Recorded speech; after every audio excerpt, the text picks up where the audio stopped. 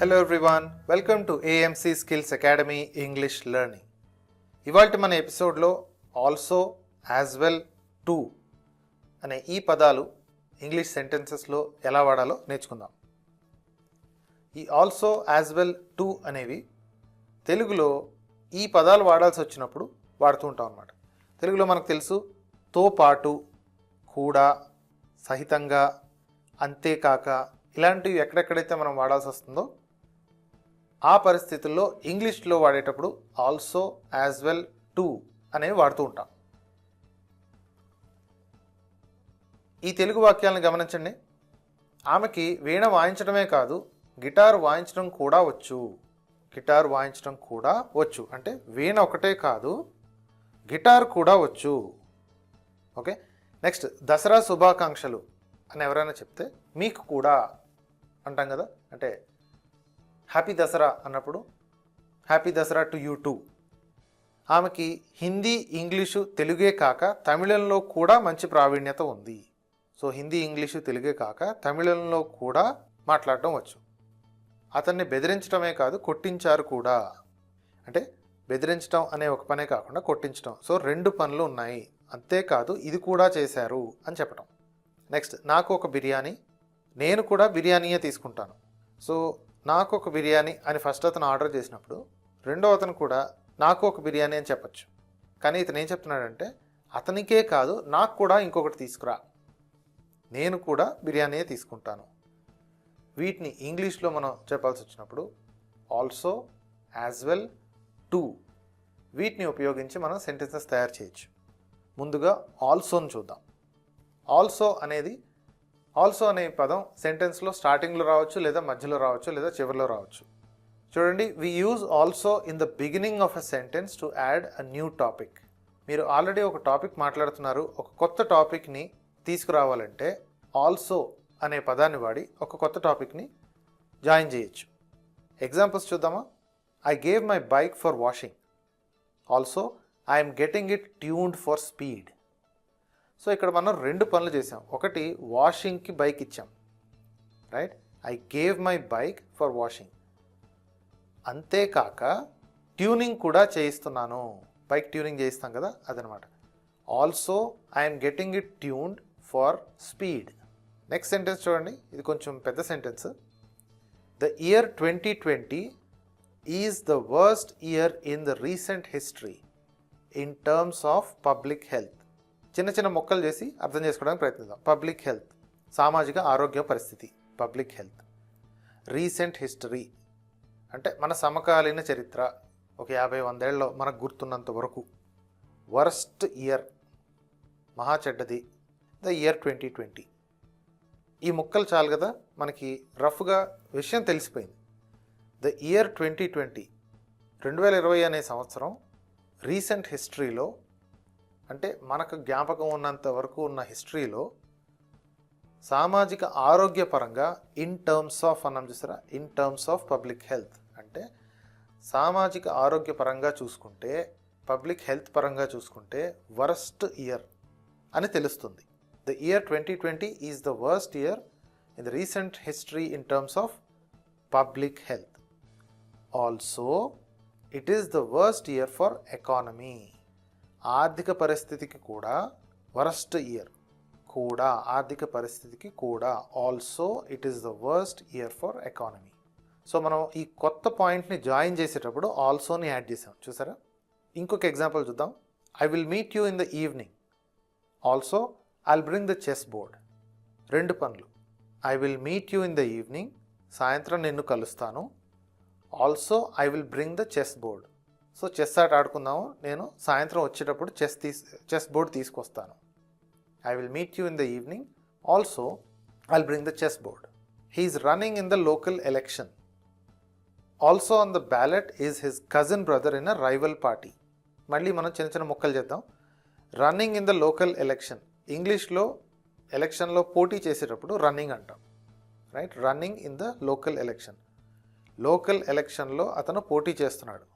Also on the ballot అంటే, ballot అంటే పోటీ, రైట్? బ్యాలెట్ అంటే ఈ ఎలక్షన్ పోటీని బ్యాలెట్ అని కూడా అంటారు కదా, బ్యాలెట్ కాగితం, బ్యాలెట్ పేపర్.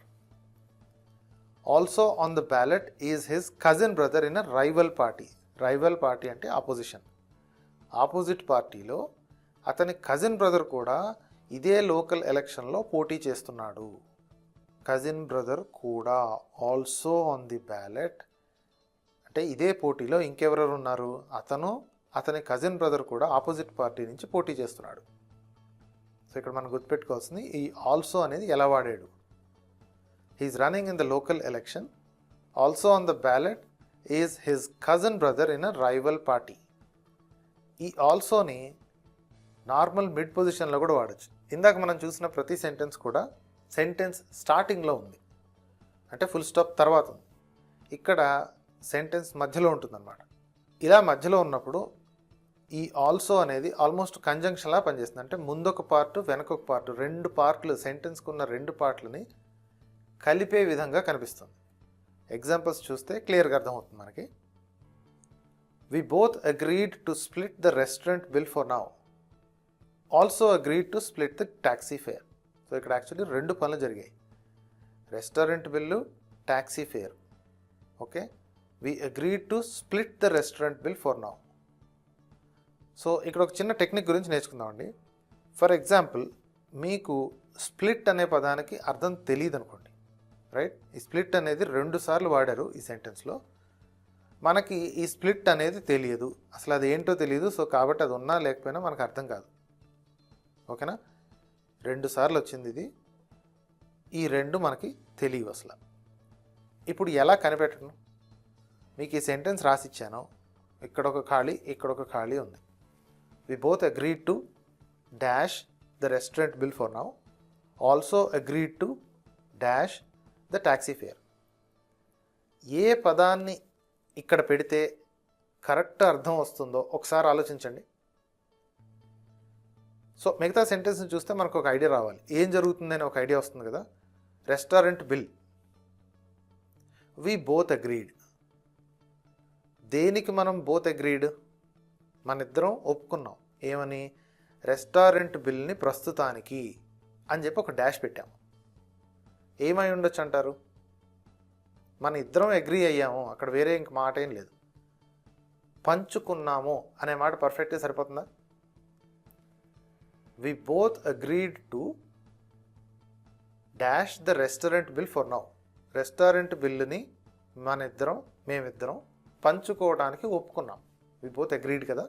సేమ్ అదే వర్డ్ కింద కూడా ఉంది, also agreed to dash the taxi fare. So ఈ ఖాళీల్లో ఏ వర్డ్ అయితే వస్తుందో దానికి రఫ్గా మనకు ఒక అర్థం తెలిసిపోయింది. పంచుకోవటం, విడగొట్టుకోవటం అనే మీనింగ్ వస్తుంది. ఎగ్జాక్ట్లీ అదే జరిగింది. స్ప్లిట్ అంటే పంచుకోవటం. 50-50 స్ప్లిట్ అవ్వచ్చు, 70-30 స్ప్లిట్ అవ్వచ్చు, అది కాదండి మ్యాటరు. స్ప్లిట్ చేసుకున్నామా లేదా అంటే పంచుకున్నాం. సమానంగానా లేకపోతే సమానం కాకుండా పంచుకున్నాం అనేది తర్వాత. సో ఇదొక టెక్నిక్ అండి. మీకు తెలియని పదం ఎక్కడైనా కనిపించినప్పుడు మీరు చేయాల్సింది ఏంటంటే కంగారు పడకుండా ఆ పదం లేదు అనుకుని ఒక డాష్ పెట్టుకుని మిగతా సెంటెన్స్ మొత్తం చదివితే మీకు ఒక రఫ్ పిక్చర్ వస్తుంది. We both agreed to split the restaurant bill for now, also agreed to split the taxi fare. తెలిసిపోయింది కదా meaning. She works very hard but she also goes to the gym every week. కష్టపడి పని చేయటమే కాకుండా she also goes to the gym every week. ప్రతి వారం జిమ్కు కూడా వెళ్తుంది. I've been gardening all this month and I've also been reading a lot. So తోట పని చేయటమే కాదు, ఈ నెలంతా నేను తోట పని చేయటమే కాకుండా బుక్స్ కూడా చదువుతున్నాను. I have been reading a lot. Books కానీ, మ్యాగజైన్స్ కానీ, న్యూస్ పేపర్స్ కానీ, I have been reading a lot. ఈ నెలంతా నేను తోట పని చేయటమే కాదు, చదువుతున్నాను కూడా. నెక్స్ట్ మనం యాజ్ వెల్ గురించి తెలుసుకుందాం. ఈ యాజ్ వెల్ అనేది రాసేటప్పుడు కంటే మాట్లాడేటప్పుడు ఎక్కువ వాడుతూ ఉంటాం. అంటే రాసేటప్పుడు అసలు వాడమని కాదండి, స్పీకింగ్లో ఎక్కువ వాడతాము. More common in speaking than writing. Okay, అలాగే యాజ్ వెల్ అనేది ఆల్మోస్ట్ అన్నిసార్లు కూడా ఎండ్ ఆఫ్ ద సెంటెన్స్లో వస్తుంది. చివరన మాత్రమే ఎందుకు వస్తుంది అనేది మీరు ఎగ్జాంపుల్స్ చూసారనుకోండి మీకు మంచి ఐడియా వస్తుంది. చూడండి, I gave my bike for washing. I'm getting it tuned for speed as well. ఇది మనం ఇందాక చూసిన ఎగ్జాంపులే, ఆల్సో దగ్గర చూసాం కదా. I gave my bike for washing, I'm getting it tuned for speed as well. Also వాడిన సెంటెన్స్కి ఈ సెంటెన్స్కి ఎటువంటి డిఫరెన్స్ లేదండి, ఎగ్జాక్ట్లీ సేమ్ మీనింగ్. అంటే వాషింగ్కే కాదు ట్యూనింగ్ కూడా ఇచ్చాను యాజ్ వెల్. సేమ్ ఇందాకటి ఎగ్జాంపులే. The year 2020 is the worst year in the recent history in terms of public health. It is the worst year for economy as well. Economy ki kuda worst year. She works very hard. She goes to the gym as well. She goes to the gym as well. Gym ki kuda వెళ్తుంది. మనం to అనే పదం తీసుకుంటే to is more common in speaking than writing. ఇందాకట్లాగే మాట్లాడేటప్పుడు ఎక్కువగా వాడుతూ ఉంటాం అన్నమాట ఈ టు అనే పదాన్ని. To can come at the end of the sentence. Most likely to అనేది సెంటెన్స్ చివరన వస్తుంది, మధ్యలో కూడా వస్తుంది, దానికి అర్థాలు వేరుగా ఉంటాయి. మనం కాసేపట్లో నేర్చుకుందాం. ఎండ్ ఆఫ్ ద సెంటెన్స్ వచ్చినప్పుడు ఎలా ఉంటుందో ఎగ్జాంపుల్స్ చూస్తే, he looks very tired, he is probably hungry two. Very tired, బాగా అలసిపోయినట్లు కనిపిస్తున్నాడు. హీ లుక్స్ వెరీ టయర్డ్, బాగా అలసిపోయినట్లు కనిపిస్తున్నాడు. He is probably hungry two. Hungry, ఆకలితో ఉండటం. ప్రాబబ్లీ, అనిపిస్తున్నాడు అంటే మీకు కరెక్ట్గా తెలియదు కదా. కనిపించడం అయితే టైర్డ్గా కనిపిస్తున్నాడు, ఆకలితో ఉన్నాడో లేదో అతను చెప్తే తప్ప తెలియదు. సో మీరు ఏమంటున్నారంటే he looks very tired, he is probably hungry too. I brought my lunch box, did you bring yours too? నేను నా లంచ్ బాక్స్ తెచ్చుకున్నాను. I brought my lunch box. Did you bring yours too? నీది కూడా తెచ్చుకున్నావా? If you are going to the mall, can I come too? నువ్వు గనక మాల్కి వెళ్తున్నట్లయితే, if you are going to the mall, can I come too? నేను కూడా రావచ్చా?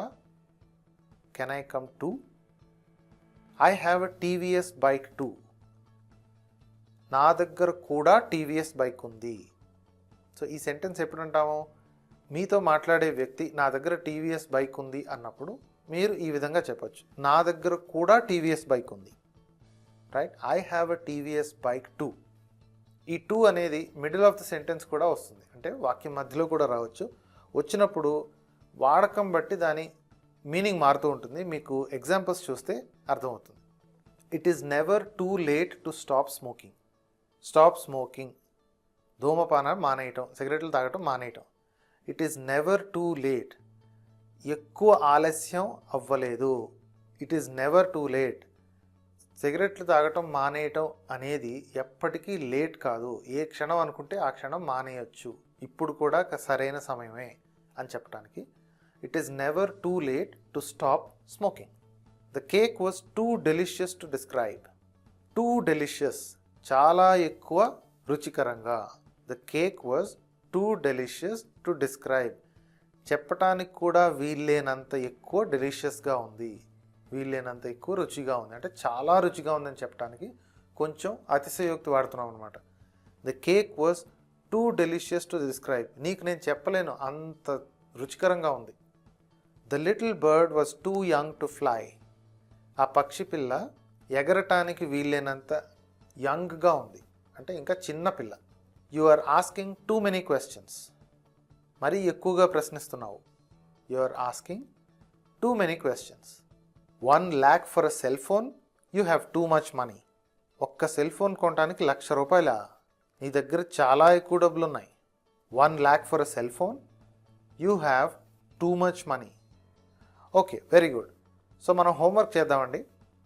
ఇందాక మనం స్టార్టింగ్లో చూసినట్లు ఒక 5 సెంటెన్సెస్ చూసాం కదా, ఇప్పుడు అవే 5 సెంటెన్సెస్ ఇవి. ఈ 5 సెంటెన్సెస్ మీరు ఈ ఎపిసోడ్లో నేర్చుకున్న ఆల్సో, యాజ్ వెల్, టు అనే పదాలని వాడి కింద కామెంట్స్లో సమాధానాలు రాయండి. వీటిని ఇంగ్లీష్లో ఎలా రాయాలో కింద రాయండి. తప్పులు చేసినా పర్వాలేదు, తప్పులైనా పర్వాలేదు, మనం తప్పులు చేస్తేనే కదండి నేర్చుకునేది. కాన్ఫిడెంట్గా మీకు ఎలా అనిపిస్తే అలాగే రాయండి. నంబర్స్ వేసి 1 అని రాసి 2 అని రాసి ఈ సెంటెన్స్ని ఇంగ్లీష్లో వాడితే ఎలా ఉంటుందో రాసేయండి. కరెక్ట్ ఆన్సర్స్ నేను డిస్క్రిప్షన్లో కింద రాస్తాను. మీరు డిస్క్రిప్షన్ ముందే చూడొద్దండి. మీరు ఫస్ట్ అటెంప్ట్ చేయండి, కింద కామెంట్స్లో ఆన్సర్ రాయండి. మీరు రాసిన తర్వాత వెళ్ళి డిస్క్రిప్షన్ చూడండి. ఓకే, అదండి ఇవాల్టి మన ఎపిసోడ్. ఈ ఎపిసోడ్ మీకు నచ్చితే ఒక లైక్ చేయండి. సోషల్ మీడియాలో మీ ఫ్రెండ్స్తో ఈ వీడియోను షేర్ చేయండి. ముఖ్యంగా మీ వాట్సాప్ గ్రూప్స్లో మీ తోటి వారితో షేర్ చేసుకోండి. కలిసి నేర్చుకోండి, త్వరగా నేర్చుకోండి. టెలిగ్రామ్, ఇన్స్టాగ్రామ్, ఫేస్బుక్, పింట్రెస్ట్, ట్విట్టర్లో మీకు నచ్చిన సోషల్ మీడియా ప్లాట్ఫామ్లో ఏఎంసీ ఛానల్ని ఫాలో అవ్వండి. అన్నిటి యొక్క లింకులు కింద డిస్క్రిప్షన్ మరియు ఫస్ట్ కామెంట్లో ఉంటాయి. మీ సలహాలు, సూచనలు, ప్రశ్నలు తప్పనిసరిగా కింద కామెంట్ బాక్స్లో రాయండి. Thank you for watching. I will see you in another video.